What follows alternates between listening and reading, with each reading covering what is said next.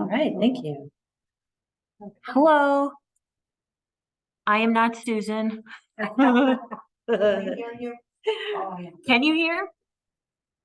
Perfect. All right, I'm Maggie Syme. Yeah, I'm going to be introduced, so I'll let you take the stage. Hi, everyone. Thank you for coming and thank you for putting up with our technical difficulties. One day we will get this right, I'm sure. But I would like to introduce you to Maggie Syme. She is a clinical psychologist specializing in older adult mental health and dementia caregiving at Hebrew Senior Life's Deanna and Sidney Wolk Center for Memory Health in Boston. She also leads through the Family Caregiver Program at the Wolk Center as part of the Eleanor and Herbert Barak Memory Wellness for Life program. She joined Hebrew Senior Life in 2021. Go to the back. Maggie is a licensed psychologist with an in-depth experience in dementia and family caregiving. She holds a doctorate from the University of Kansas in counseling psychology, and among others, a master's degree in public health with a concentration in epidemiology from San Diego State. San Diego State University. And she is the author of many academic studies in the field. We are so pleased to invite Maggie and to have her speak with you today. Thank you. I'm back. Hi, everyone. Thanks for joining us. If you have a question and you want to interrupt me, feel free to unmute yourself and just keep saying, Maggie, Maggie, and I promise I'll hear you. But otherwise, I'm going to kind of roll a little bit and take a few pauses and see if we have anybody. We also have a couple of folks here in the room, so if I'm not looking at you, I'm not looking at a ghost. There are actual people out here.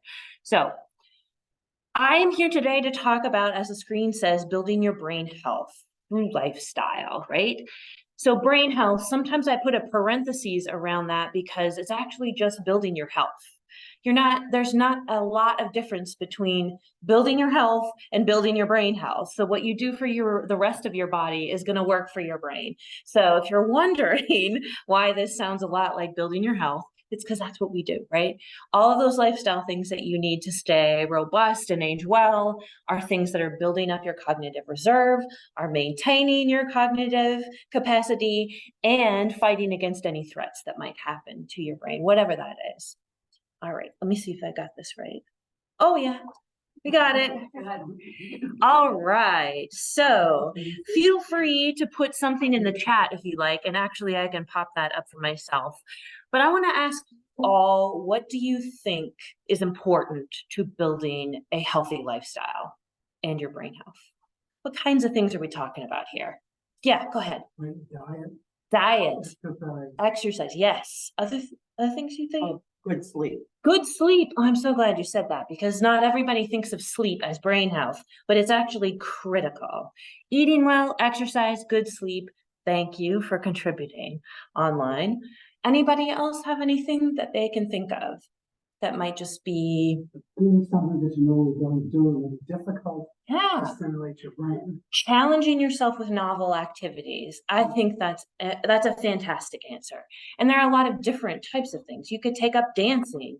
You could take up brain puzzles. It doesn't have to feel like brain work, but by making yourself pivot essentially and build up new skills and brand new things, you're actually building up neurons and networking in your brain. So we used to think that you have a set point of neurons and that your brain is what it is and that you're just going to lose it over time and it can't regenerate anything. That is not the truth. You are doing all the things in your life to help buffer against losing, buffer against weakening, and to build new connections, new neurons, and everything. So someone tells you, well, there's nothing I can do. My brain is what it is. It's not going to reinvent itself. That is not true. It's exactly what it does. It reinvents itself. That's what we call neuroplasticity or cognitive reserve. So those are things we're going to talk about big today, because a lot of us don't have impairment per se, right? Like all of us aren't walking around with a lot of memory problems or language problems or maybe inability to problem solve or make decisions. We're just regular folk, right? And aging into older adulthood. And that means that some of the things in our brains are changing, but that doesn't mean we're done. Because you don't have a diagnosis of impairment doesn't mean that you don't need to work on your brain health. You have to do that all the time because that muscle in your brain that you want to build up, cognitive reserve, needs to be fed, no matter what level you are. Emily, who's down at the end of the table, who's got children in preschool. Myself, I've got a first grader. My first grader needs to build up her reserve because over your lifetime, that's what's going to protect you against whatever threat that's going to come into your system, whatever that might be, stroke, dementia, a fall, anything like that. You got to build it up in order to be resilient against that threat. Let me just admit someone here into the Zoom. All right, here we go. So we're going to talk about a lot of these factors, and you guys hit a lot of the highlights. So thank you for doing my work for me. Next slide here. So what are the targets for healthy aging? And again, when I say healthy aging, I'm essentially saying brain health too, right? So for me, I'm a psychologist. Give me a framework and I am living the best life, right?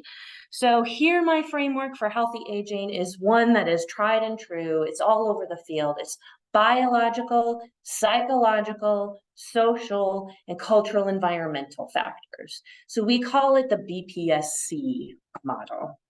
The BPSC. So if you're looking at the slides right now, there's a big B, there's a big S, and there's a big P, and then there's a circle around it, which is indicative of your culture and your environment. So we all live with different things that we're exposed to over time with our environment or that were even built up in our culture, right? Some cultures have very good preventative practices.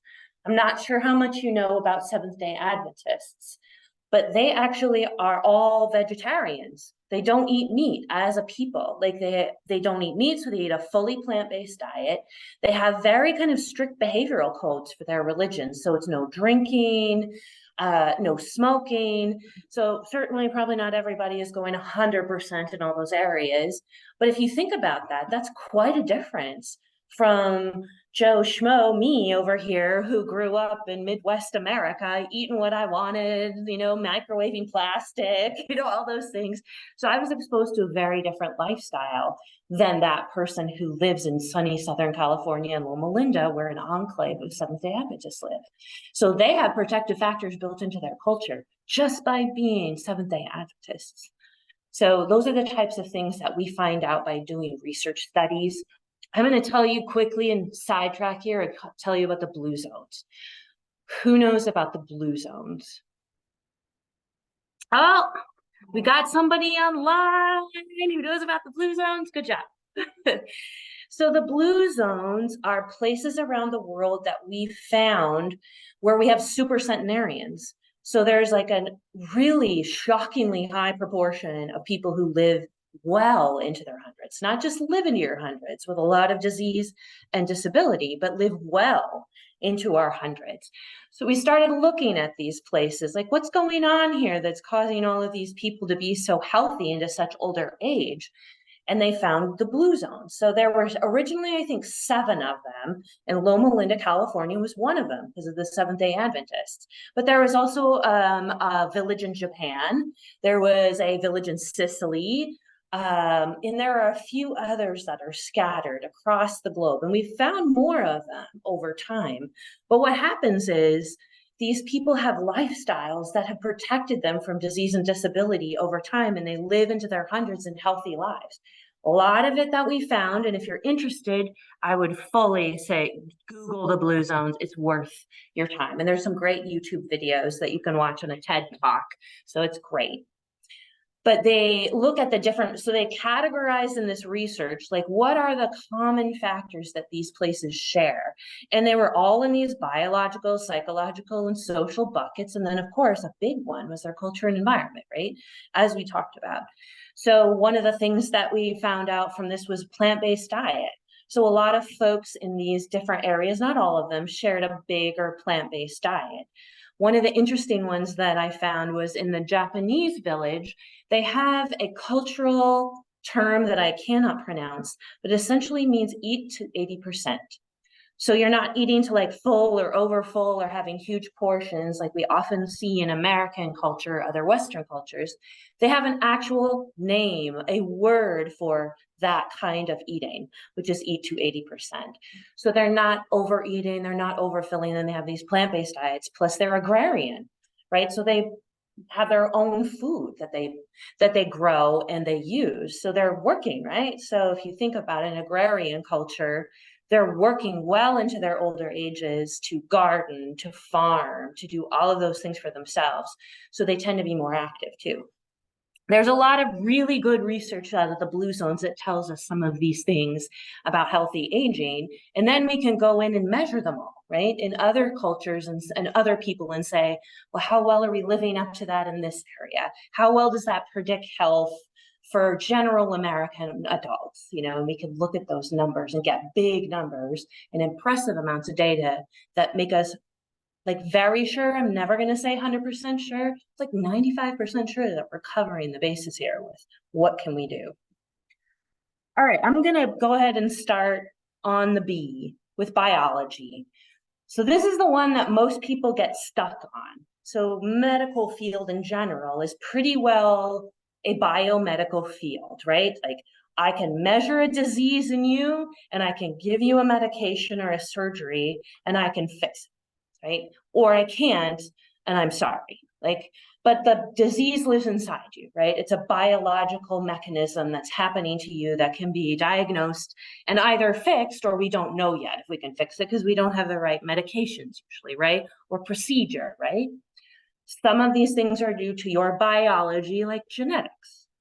So who you are born as, and what you inherited from the people above you is part of your health, right? It's a rate limiter, let's say.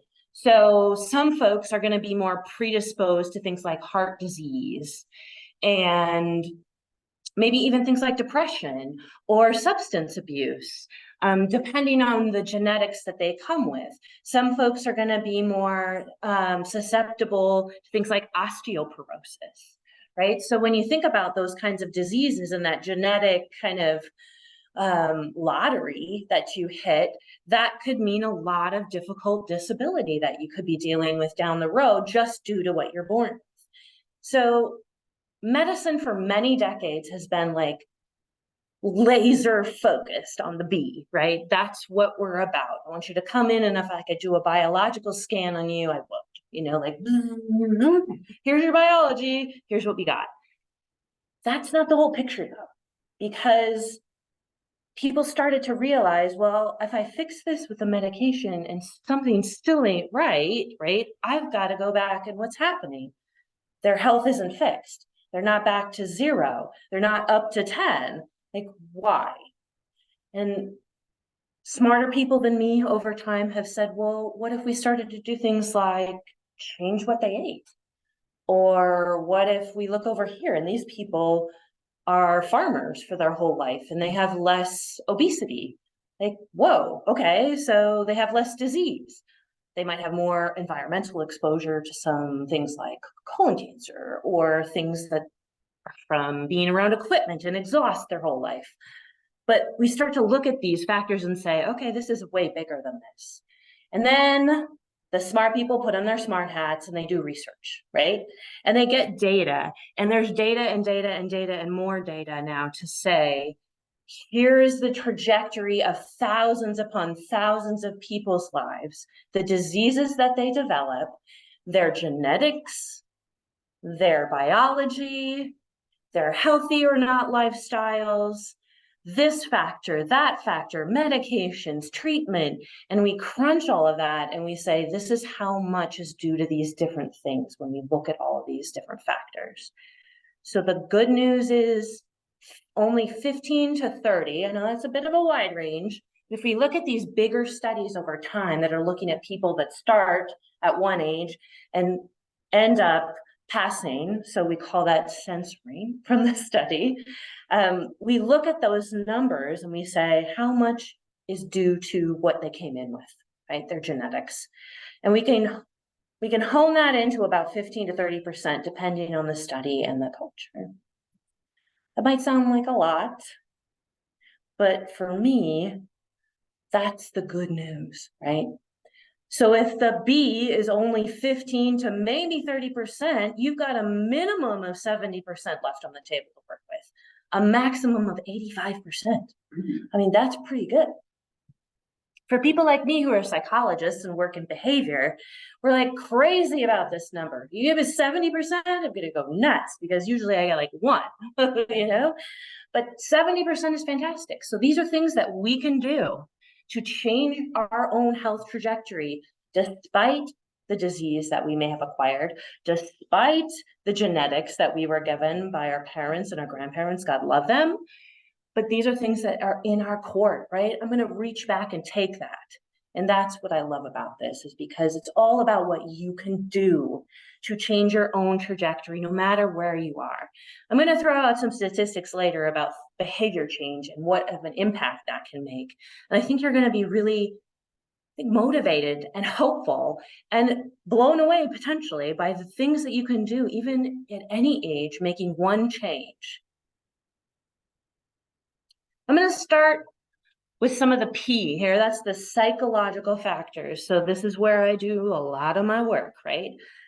So when you think about psychology and the things that you can do to change your health trajectory or to maintain your health trajectory, if you're on a good one, you think about behavior, right? I think about behavior as like ground zero here. We've got to be able to choose good lifestyle behaviors for us in order to maintain, change, really change my steep, change my steep curve up to healthy across our lifetime. So smoking is one of the things that gives us a huge bang for our buck. So at any point in time in your life, you can make gains. If you quit today and you were 75 or 85 years old, you will gain back function in your body that's measurable if you quit smoking. And it puts you on a different trajectory in terms of the disease that you may develop or the disease that may worsen or get better. But if you quit smoking, you can reduce your risk for a number of different heart-related diseases, often stroke, cancer, all of those things. So that's one big behavior that is in your court. It's really not easy to do. I'm not here to say that quitting smoking is like, oh, great, just go do it. It's not easy, but there's people and things that can help you. We have medications now that help. We have behavioral training that is really effective to help people stop smoking. And that's one of those things that I think we're getting better and better at as a culture, right, in a society. But there are cultures that, never smoke, that have never smoked, that don't have access to smoking, and lucky them, right, because they don't have that risk. Another interesting thing. So if I think about psychology, part of it's behavior, right, what you do. Changing your behaviors like diet and physical activity and making better choices for yourself most of the time. That doesn't mean that you don't ever have sugar, you don't eat a donut, but I think of it as like an 80-20, right? 80% of the time you're doing pretty good, 20% of the time you're having the time of your life at the buffet. So that's a good one to go by, right? So diet and weight and controlling your weight and getting out there and getting moving, that's a lot of what is going to build up brain resilience here. So I work at the Wolk Center for Memory Health. Some of you may be familiar with it or not, but the number one thing in our treatment plan for everyone who walks in the door is not a medication. It is a behavior change menu. If you are not eating well, if you are not sleeping well, if you are not getting active, let's help you change these things, because that's a huge factor in building up your reserve for your brain health. All of those things that you can do, they may not take away a dementia diagnosis if you have it, but you'll bet that you're going to maintain longer, you're going to decline slower. It's all about building up reserve.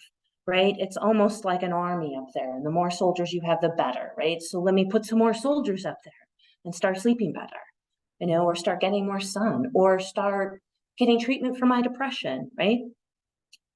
So some of the things that were said there are fully psychological, right? There are things that we can do with a behavioral health expert, we can do on our own, we can do with encouragement, or it may take therapy, right? So depression, anxiety, substance use, those are things that are threats to your healthy aging, right? So you want to be able to find a specialist, a person who can help you with that, a spiritual leader who can help find you resources and to support you, right? A community. Those are all things that can help with this. The other part of your head in psychology, so there's heart with emotions for me, right? There's behaviors with your body, and then there's your head, the things you think about. So this is really hard to control, right? The things you think about. But the way in which you think is easier to change than you think. I'm telling you, because I do this for a living, I promise. Your attitude about your own aging. So the way I feel about getting older is going to make a difference in how long I live.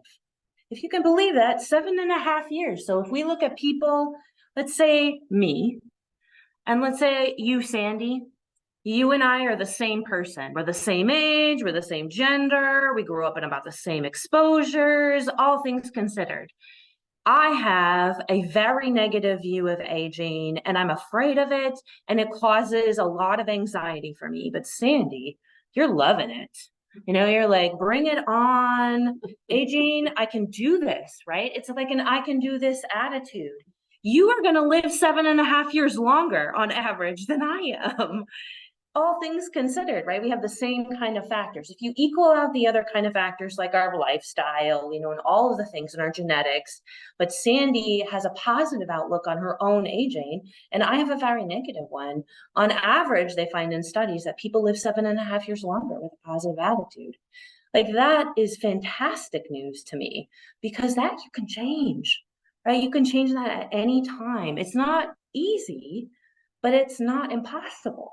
Right? Like I can't change my genetic risk for Alzheimer's. If I'm going to get it, I'm going to get it. But I can change my attitude towards aging, and for that matter, my attitude towards dementia, right? And that will give me purpose in life, which also shows that the more purpose in life you have, the longer you live, the better your health, your attitude on aging, and your optimism. So that life outlook, right? So let's go Mitch and Marcia. Mitch and Marcia are the same as me, right? We have everything the same. Mitch, I'm sorry, you are going to have to become a woman. So you and me and Marcia, we're the same. We have the same health factors. We're pretty much the same genetics because we came from about the same culture, and we're aging at the same rate. We have about the same disease and disability. But Mitch has an optimistic lifestyle. He views things with I can do that. Like, this is hard, but I can do that, right? Like, things are going to be better. Like, today may not be my best day, but I know I can get through this, right? So that's an optimistic approach. So Marcia and I are kind of negative Nellies. We're glass half empty people. We're constantly kind of seeing challenges as insurmountable. We don't think we can do much to change our lives, right? It's sort of like, I don't have much. Like, I can't do much. This is my lot, and this is what it is. And it's very hard. And that is a legitimate outlook for a lot of people. A lot of people come at life and feel very beat down, right? And it's hard to get optimistic sometimes. And you might need help with that. Marcia could get out of that, and then she could live longer. She's going to live as long as Mitch. But, you know, maybe I didn't. And, you know, I'm going to lose on that. That's going to be a risk for me. My brain is going to suffer from that. My threat, you know, assessment and ability to withstand is going to be less. So I think that, you know, you don't always think of that stuff, right? Because we think, oh, get moving, lose weight, eat better. But changing my attitude, that's going to make me live healthier. That's going to protect my brain. 100%. In fact, some studies will show you that there's one that was done recently in Spain on a large cohort of older adults that Dr. Pascual Leone from the Wolk Center and from the Marcus Institute was a part of. And they found that purpose in life was actually the most important predictor. Not like all the other stuff wasn't, right? Certainly if you have heart disease, it's going to make an impact on you. But if you had purpose in life, a strong one, that was better than not having heart disease. You know, that made more of an impact on your health and on your brain health, right? So this is an area that's a big 70%, right? It's not the only 70% that we've got, but this stuff we can work with.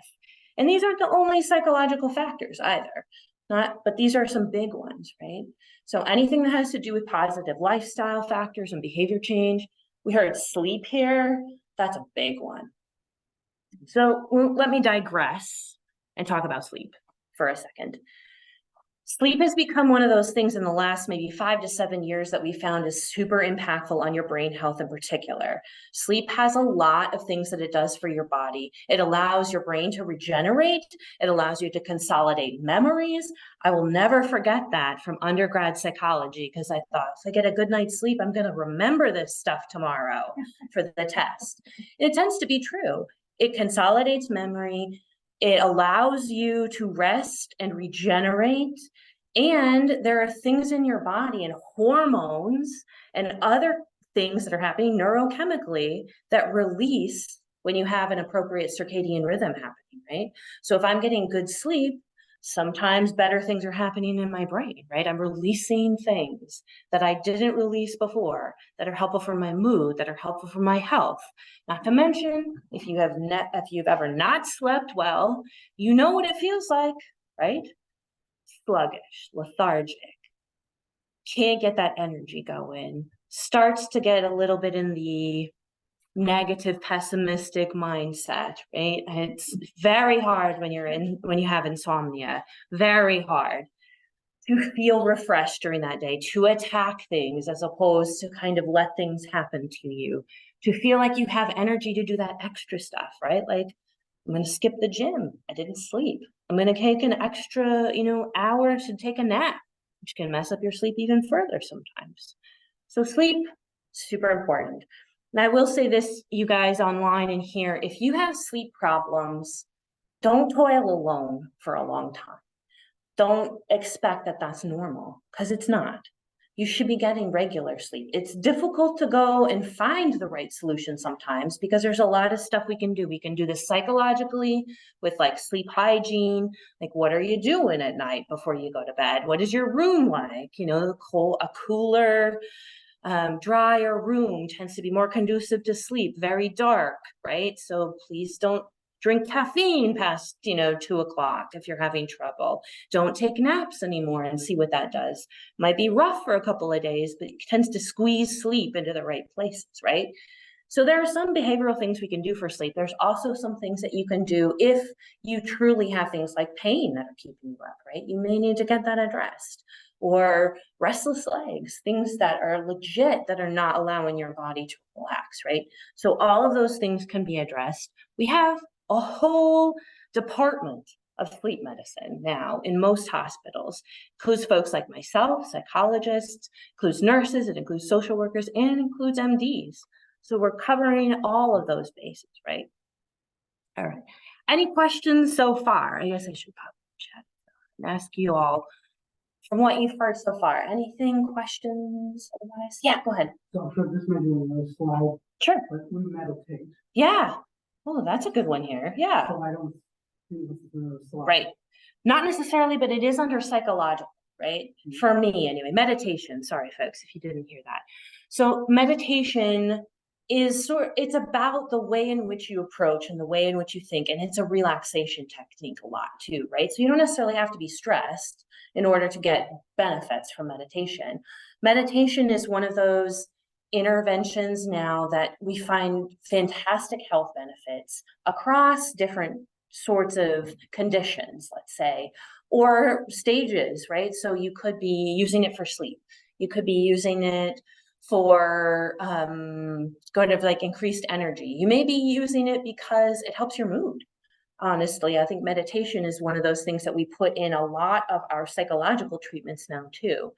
And there's some evidence about what meditation actually does in your brain. So I'm not that fancy, but there are a lot of studies where people have done things like meditation under an MRI, meditation during a PET scan or an EEG where they can see different changes in those functional and structural areas of your brain that show a positive movement.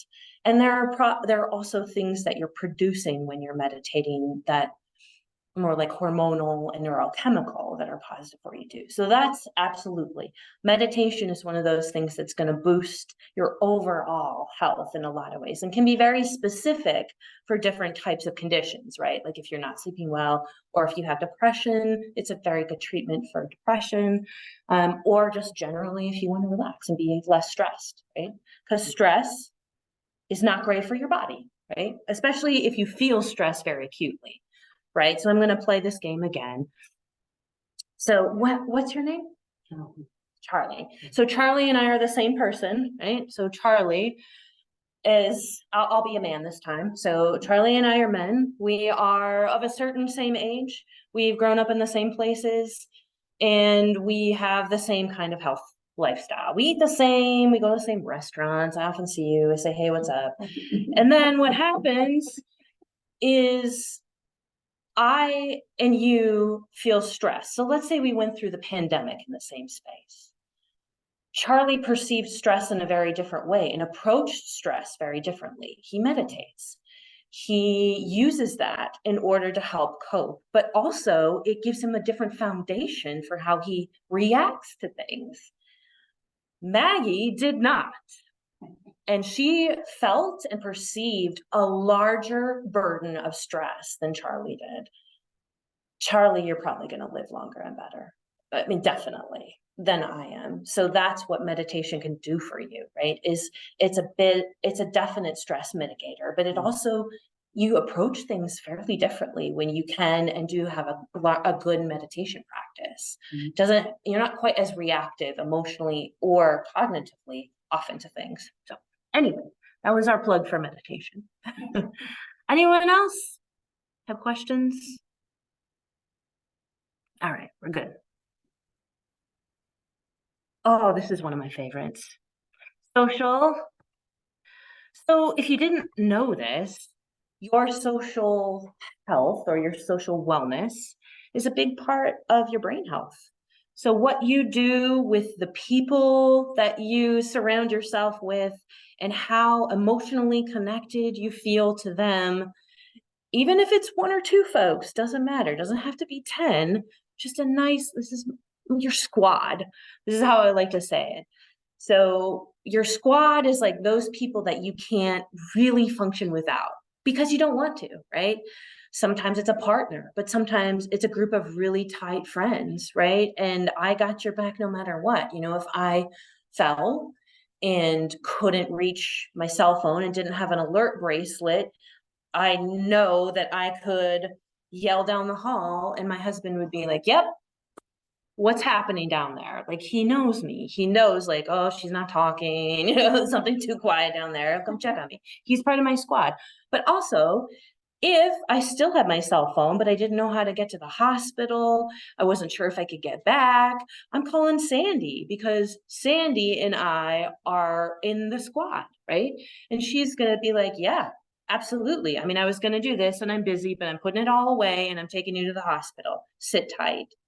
Those are the kinds of people who are in your squad, right? The people who have you when you are in trouble, when you just need someone to talk to, when you feel like you feel joy with them, right? And you feel connected to them. So I have a piece of paper in my wallet that I carry around all the time that has the names of the people of my squad. Because if I ever feel disconnected, if I ever feel alone or like I don't have folk, I can take out that paper and be like, no, these are your people, like, remember, right? So it grounds me back into that.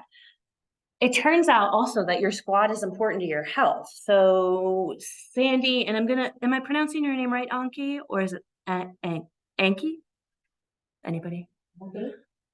Anki, you can unmute yourself. It's Anki. Hey, fantastic. So Thank Sandy, Anki, Mitch, and Marsha and I are all in a squad together.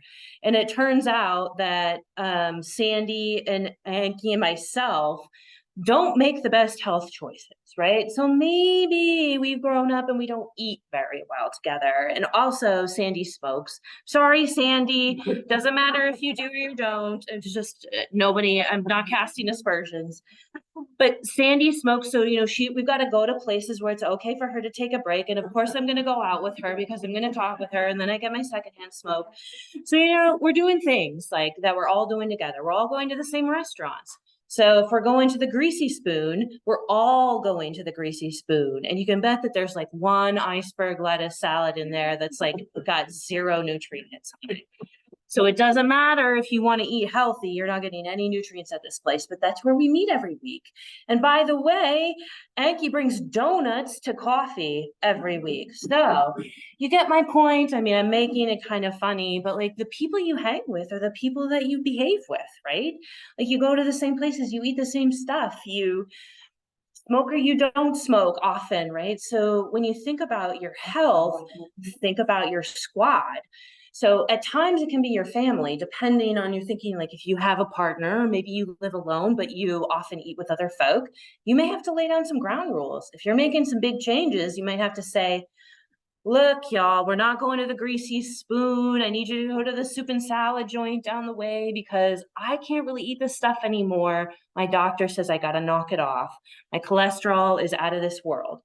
So Sandy and Anki and Mitch and Marcia, being who they are, say, of course, Maggie, we will do that for you. And we'll go to the Greasy Spoon on our own. Like that's what we do as a squad, right? And if you want to change your behaviors, but you feel kind of like you're going to miss out or you're not going to be able to be with your people anymore, just tell them, like, this is what I need to do. This is who I am and this is what I want to do. Like, do you want to come along? Or maybe I'll go and do my yoga on my own, but I still want to go out with you guys and do this. But those times conflict. So can we change? So often our squad kind of dictates the rules of behavior. So we want to help, if we're changing our behaviors that are part of the squad, we want to help them understand, I need some rules to shift while I'm making this change. People might do that automatically for you, but if not, you might have to set down some things. Like me, I would have to tell my husband, we're not eating like that anymore. I'm throwing out your cereal. I'm throwing out all of your candy. We're not getting, morning buns every Saturday. And that would be, he and I would have to deal with that, right? But he's my squad. So I have to figure that out. If I'm going to eat well, I don't need that in my life to like test me or tempt me, right? So that's part of this, is that who you hang with and the relationships you have tend to dictate your behavior. Again, I'll go back to the Loma Linda folks, right? And the Seventh-day Adventists. There's a huge enclave of them in Loma Linda. So they have vegetarian grocery stores, right? So how great would that be if like you were trying not to do those things and then you had like vegan and vegetarian restaurants on every corner, right? So those things make a difference. Also, I want to tell you about a study. So, oh gosh, I hope I'm not taking too much time. I can't see a clock on this, so I'm probably way over. 20 minutes, 5, but you take it down. Okay. I'm going to speed this up for you guys. So what happens is, remind me of your name. Louise and I are the same. Louise and I are exactly the same. We're both women. Thank goodness none of us have to switch genders. And then what happens is we do the same things. We eat the same things. We have the same exercise routine. We're doing all of those things. But Louise has a squad and I lost one. I just moved here, and I didn't really know anybody, and I've actually lost my partner, so I didn't even have anybody to come with. So I'm still kind of fresh and new, and I don't have that. And maybe 5 years go by, and I don't really have a tight connection, right? I've been busy. I have some health concerns where I'm trying to figure things out. My kids need an estate plan, so I'm busy. So what's happening is I'm feeling kind of lonely, right? Like 50% of the people in America, I'm feeling kind of lonely. But you have a squad and it's healthy and robust, and I don't. And therefore, I just smoked myself 15 cigarettes a day for my entire life. That's how much impact that your social connection can have for your health. It was a study that was done out of Stanford, looking at, again, kind of lifetime of thousands of people and the different factors and health factors. And what they found is that if all things considered are similar otherwise, like we have the same amount of disease, we have the same amount of health burden, with the same gender, the same age, but you had a healthy social network and answered the questions as such, and I answered the questions negatively because I didn't, it had as much and a little bit more impact than someone smoking 15 cigarettes a day for their life had on their health. So it was like the equal amount of impact. And that to me, just like, right? Because that you can change, right? That you might need help with though. 50% of people, and probably more since the pandemic, are lonely. Lonely is different than socially isolated or not with people. Lonely could be a feeling you have in this room. Right? I'm surrounded by people who are laughing at my jokes, which is fantastic. But maybe I still feel disconnected to people. Maybe I don't have connection in my life. I feel lonely a lot. Not really, but it's possible. Yeah, I mean, exactly. Join a religious community that's robust. And that can make a big difference. And that's part of your social cultural environment, right? Charlie is commiserating with Susan. That is exactly it. This place, like a squad, a huge squad. You guys are a squad. Yeah. That's so. Oh, that's awesome. You're right. You know, let's say people don't have this, Yeah. you know, so there's senior centers. Yep. Where people can go and meet other people. Yeah. And stay connected. There are places, right, that There you are can get places, connected. there are places. Yeah. And I think that that's a first step in folks that might feel lonely. Sometimes loneliness, like we talked about, right? You can be surrounded by people all the time and feel lonely still. Maybe that's dipping into a little bit of like depression and lonely, right? Mm. So I need more than just like an amazing community. I also need to work on feeling less lonely. And that is connected to me having depression and feeling that way. So that could be both happening, but the social like milieu / environment is critical for people. Like you got to feel plugged in, you got to have places to go, especially when your own social network, like let's say your regular squad shrinks, right? We're in a phase of life where it shrank by COVID just alone. But when you think about squads in older age in particular, they prune quickly, right? So you've got to pay attention to that stuff. In a second, you're like, I just lost 3 people out of my squad. What happened? I went to Florida, I came back. No, like what happened? Like this is for real. So it's something that we have to pay attention to because it's critical to our health. Susan, yeah. As you personally get older and reach our age and stage of life, you will find that your squad moves. Your squad moves is what Susan is saying. Like relocates? Relocates. And I got a phone call a year ago. Okay, it was a Facebook message from somebody that I grew up with all through school. We were never friends. She called and she said, "You no longer belong to a community. Mm-hmm. We are finding that our friends are relocating, Mm-hmm. and we need to find connection." Yeah. And they have found that connection. Now I have to say it was here, but that was why she reached out to me. Right. Because she knew it. And Yep. we have a twice a month mahjong group going. She's now co-chair of our prime timers. She and her husband are going on the racial justice trip this Wow. week. You guys have a lot going on. And so that was what they were looking for. Yeah. So while it seems like I'm doing a push for TBE, it's really been, it was something that they thought, that they saw that they needed. Yeah. I live in an apartment complex. My husband and I we're never there. But we have found that the people that aren't working Mm-hmm. have included us, and we've been doing get-togethers. Oh, So that's another place because you're living there, so you're Right. concerned. We're gone for the weekend, you just make sure everything's okay. Yeah, you start to know people when you live in a larger community. You're not a single family anymore, right? You live with like 20, maybe 100 if you're somewhere like Newbridge, right? Like neighbors. And, you start to know people. You start to get pulled in, which is good, right? You start to make those connections. And if you are really lucky, you have opportunities like this where someone even reaches out and says, why don't you come with me? Come to Temple next week with me, and I want you to meet a couple of people. I think it could be good. And that's very encouraging. Yeah. If you come on Shabbat and you're standing there by yourself, you will be approached by someone. That's right, and say, somebody will hug you. would you like to sit with me? Yes.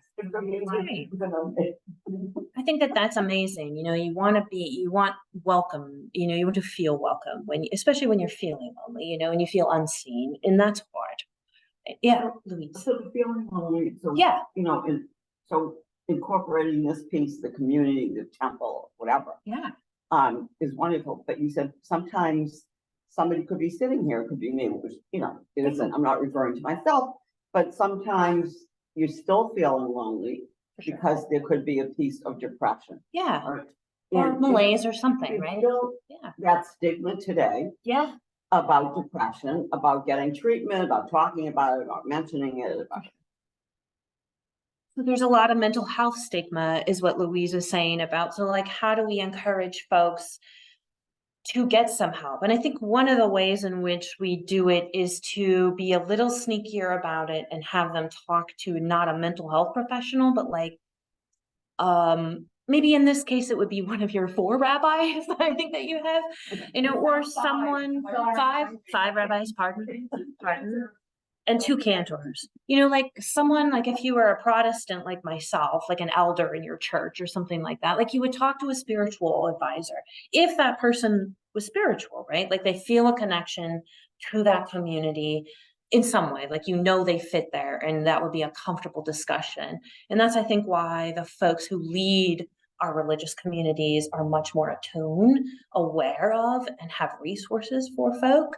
And a place like TBE would have maybe even more support to say, okay, we have this particular group, or we have this over here. And I think getting them to be able to connect to someone who's trusted, whether they feel like you're reducing the stigma by not making it a therapist, but by making it some trusted other, whomever that is, who feels to them like kind of an expert in the area of life, like living life well, it doesn't. And if that comes to the point of you being like, I see you really struggling, and I wonder if you've thought about connecting to somebody, what would you think about that? Like reaching out. And some people, no, I'm fine, I'm fine, that's fine. But you plant a seed, you open a door, right? That's how we do that. And here at TBE, one thing that is vacant right now, but that we have adopted is that we have a dedicated mental health professional. Oh, to do fantastic. Triage, It's currently position is open. available right now. Mental health triage person. But Yeah. to help the clergy who may be dealing with issues. Oh, yeah. Spiritually, It's they can fantastic. find, but maybe clinically, Yeah. they are not trained in that. And also to run groups and to do Yeah. triage for people. That's In an perfect. atmosphere where people, as you say, Yeah. may feel comfortable. Right. You feel like you belong to a community. That's the first place that you probably trust and go when you're struggling and you want to not feel outside or to not feel like you can't go. And it's definitely like I showed before on the S slide, right? It's a pandemic of loneliness right now. Like we're literally steeped in what will be the loneliest part of society for, the pendulum will swing again sometimes, but we've been set up to kind of be in a loneliness bit of a rut here. But it's also made us pay attention more, right? And figure out what kind of structure and infrastructure we need for it, which is good. And we talked a lot, I'm sorry to move on to the C here, but we've talked a lot about culture and environment in different ways. I brought up the blue zones, which again, I will encourage you to look at. It's fun, it's a good read if you get the book, but also the YouTube videos are great. there's culture, right? And values that get instilled inside you by a culture, right? Which could be behavioral, could be optimism, could be faith-based, and things that change the way that you think about life in a different way than maybe more pessimistic or negative. Although it is not true that if you are pessimistic or negative about it, that you are not spiritual or that you are a bad religious person. It just happens to be that when you're inside a culture that has a religious part to it, is that hope and faith tend to be milestones that you've reached in that journey. And I think that that can be very helpful. So that's an example of what culture could do for you to build up your health trajectory.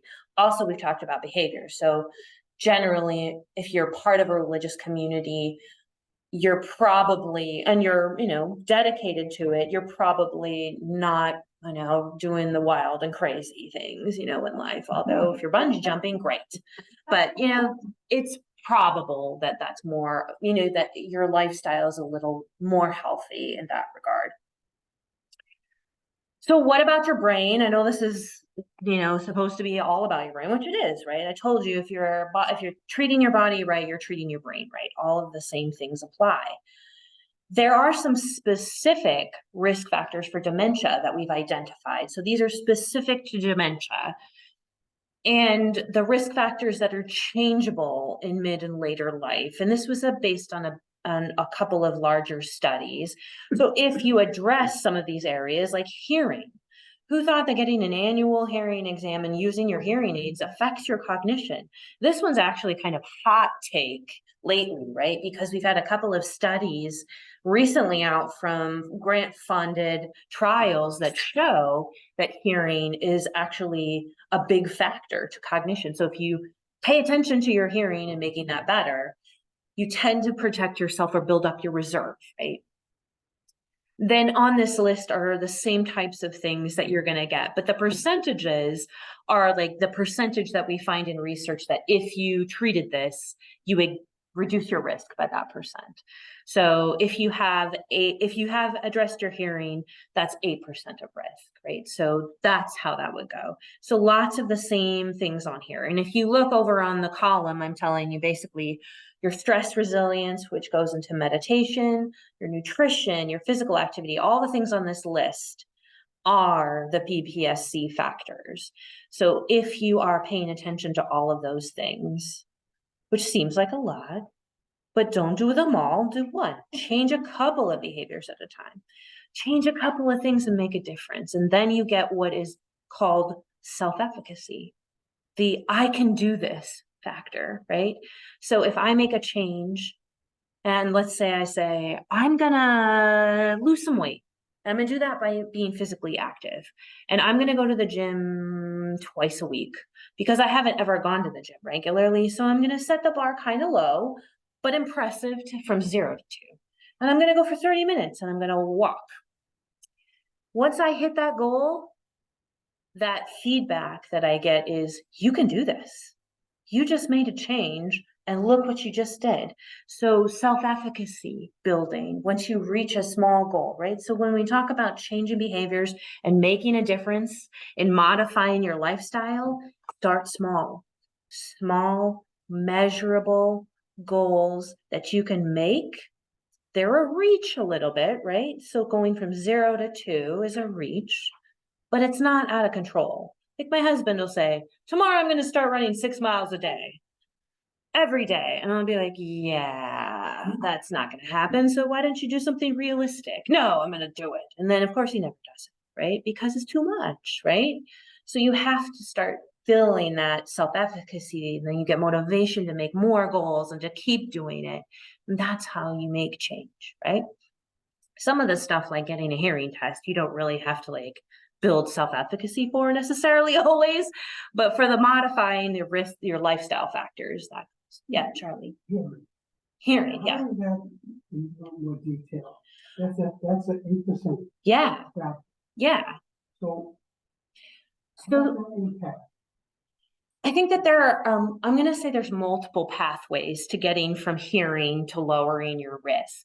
Some of it, I think, is that the earlier the better, right? So if you address your hearing and you address it annually and you're hearing well, you're interacting well, right, with people. So there's a social aspect to that.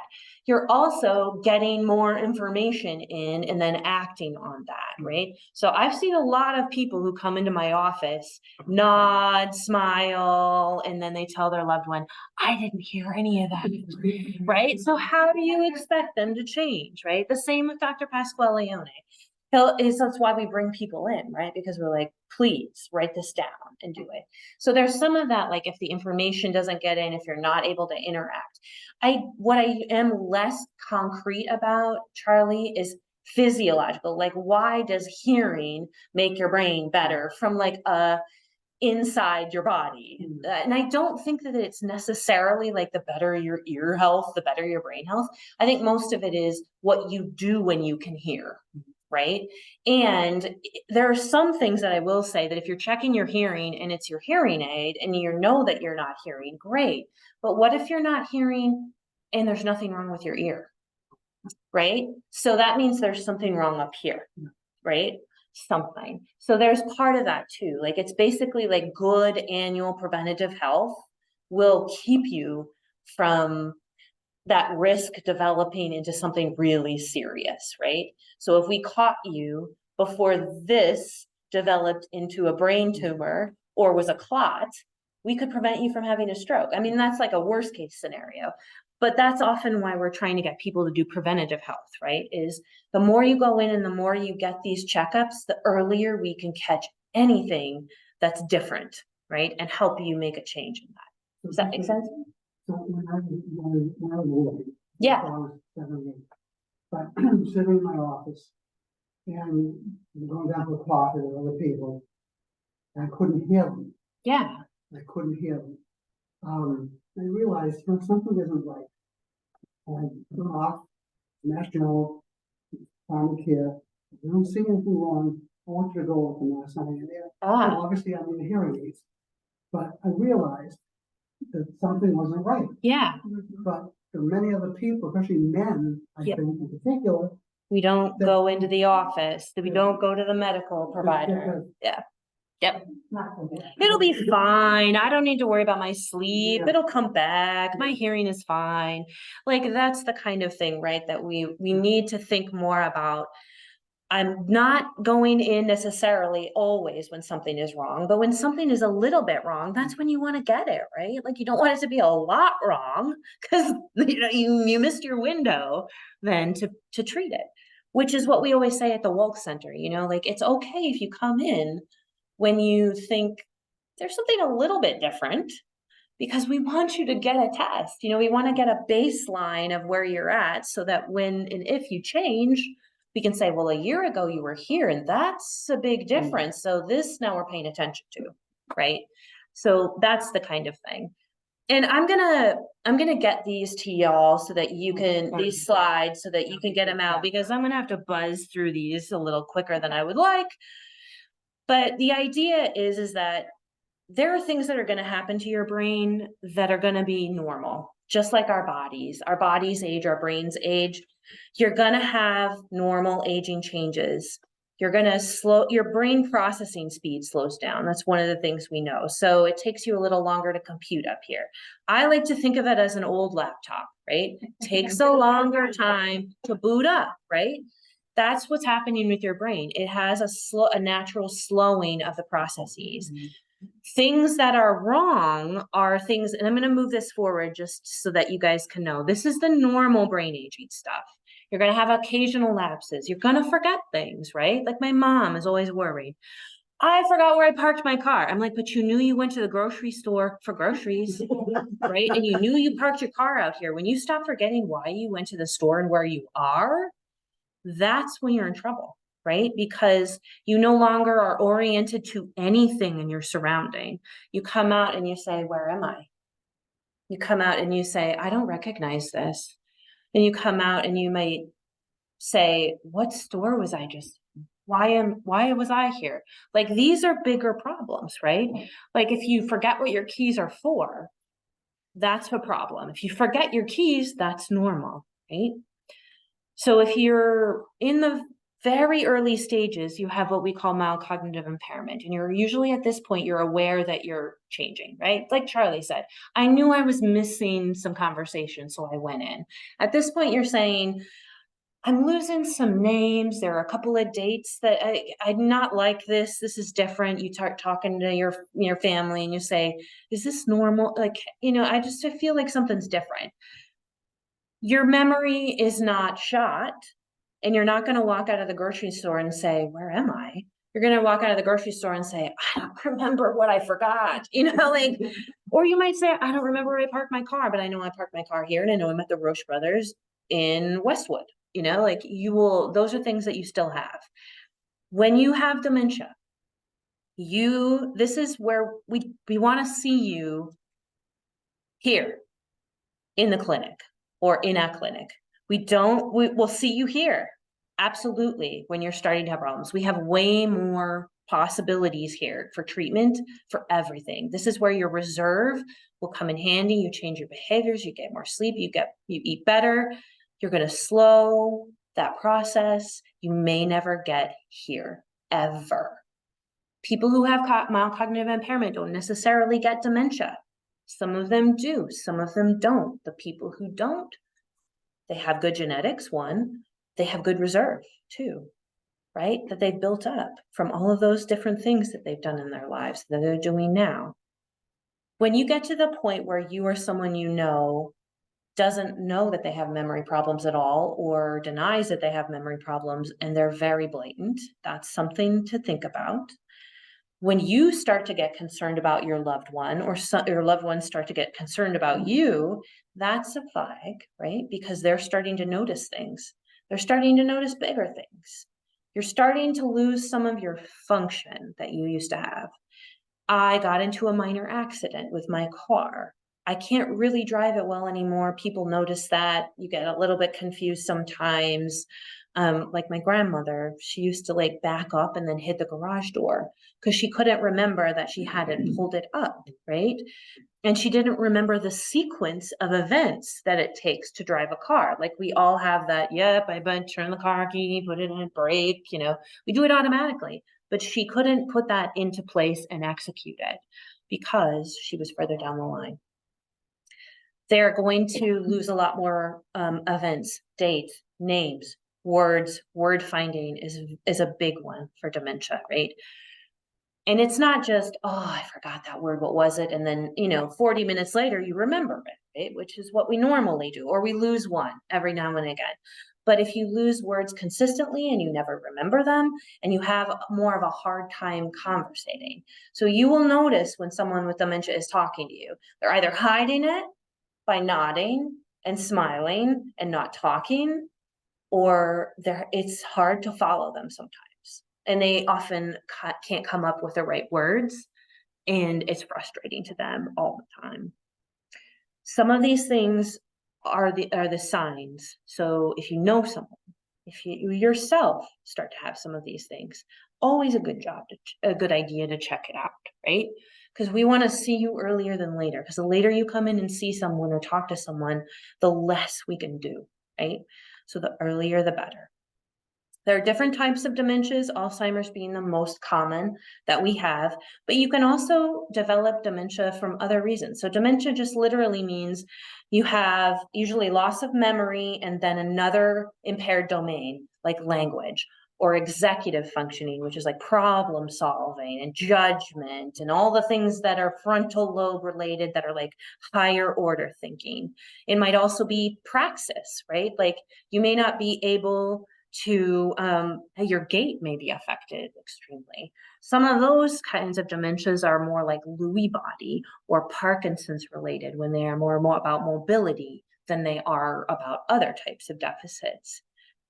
They're not as common. One other very common one is vascular dementia. So this is what my grandmother had. She had rheumatic fever as a child, and she had open heart surgery when she was 40, when open heart surgery was new. And she always had heart troubles. and she had mini strokes throughout her life, which caused different threats in her brain, right? That she wasn't resilient to. So it mirrors what looks like an Alzheimer's type memory problem or an executive functioning problem because it hits the right spots or the wrong spots, right? So that's also common, which is, heart health is important for us, right? Your vasculature is incredibly important to your brain. So that's another thing that we have to think about with behaviors, right? We have some signs to look for at home. Like I said, these are mirroring what I gave you before. This is the most important thing to think about when you think about how can I catch these things, is to get a brain checkup. You don't have to come to our shop to do this. You don't have to come to a full-blown neuropsych test just to get a brain checkup. You can even ask your PCP, I think I've been having memory problems. Maybe you have a cognitive screener that you could do or something to see if maybe I screen positive and then I need something more. They should know this. Or else they should know where to send you, right? So that's important to know where you can go. You can come to us. We're great at the Wolk Center.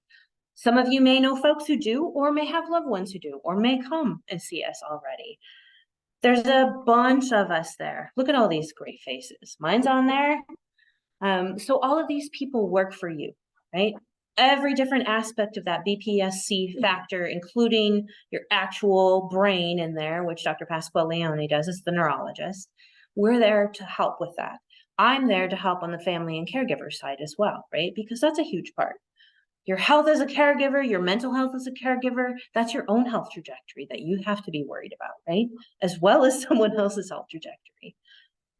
But we have a lot of folks. Some of you may know Wendy Schulman just by voice. If you ever call the Wolk Center, she's like the voice of the Wolk Center. She does everything there.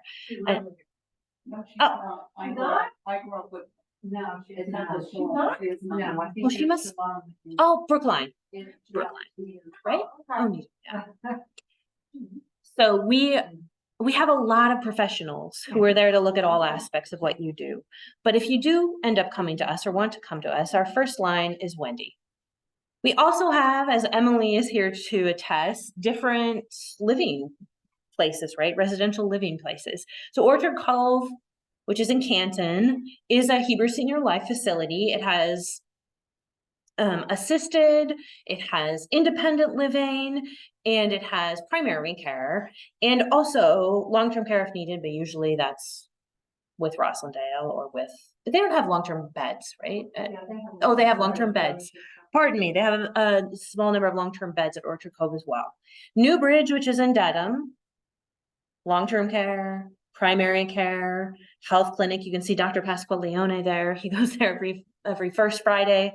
And they also have independent living, assisted living, and memory assisted care. And they're co-located with the Rashi School, which is really great. They have some really great intergenerational programs there.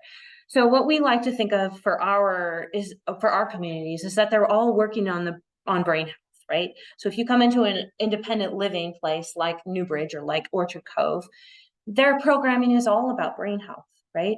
It's getting you connected. It's having access to opportunities to increase your healthy lifestyles. It's having food that isn't exorbitantly bad for you, right? It's like a one-stop shop for being able to have good lifestyle behaviors. So here's a few quotes from some of our residents that I think exemplify the fact that we're really attentive in Heber Senior Life living communities to your brain health and your overall health. Like, they practice what we preach all the time. I don't want to leave you with this, that's me, but also the contact for Heber Senior Life in general. So thank you all. I apologize that I'm over time. If you have things that you want to send a question for in the chat, let me know. Thank you, Maggie. This was really wonderful. I go to a lot of talks over my lifetime, and I either want to learn something or be entertained, and you provided both. Oh, So what a fabulous program. Very happy. Are there questions from you? Rock Jayhawk. Or if you would like to unmute and perhaps ask a question, Oh yeah, that would be fine as well. go ahead if you'd like. I'm happy to entertain. Also, you can email me if you feel shy. And this program is recorded and you will be able to access it as soon as we get the link up. All right. Will we get your sheet thing? Yeah. Yeah. That'll be